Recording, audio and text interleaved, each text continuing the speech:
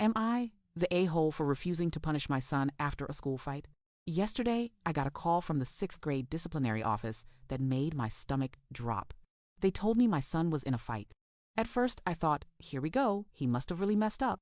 But then the details came out. Apparently, he and another boy were defending other kids from a bully. According to the disciplinarian, my son said something mean. The other boy punched him, and then they both fought. I asked if adults actually saw my son fight. They said no, but told me to pick him up. When I arrived, they basically shoved my son out to the front desk and waved me away like they were too busy.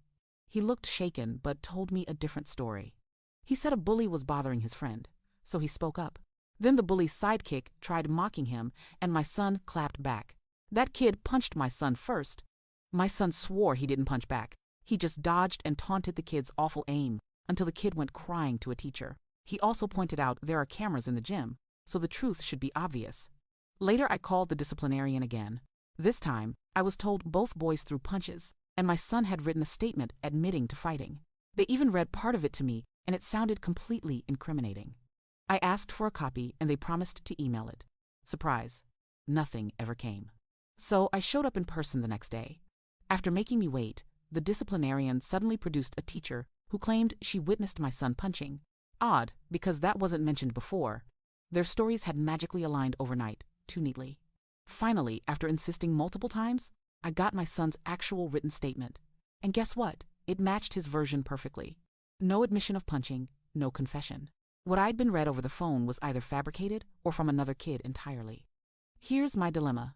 My son has a rough streak with his younger sister sometimes, and we're fresh off a painful divorce. He's in therapy for both. I know he's not perfect. I know kids can minimize their guilt, but his story never changed, while the school story morphed 3 times in 24 hours. So I told them, flat out, I'm not punishing him without real evidence. If anything, the inconsistencies make me trust him more. His PE coach glared at me and swore her account was accurate, but I couldn't shake how conveniently it appeared after I started asking questions.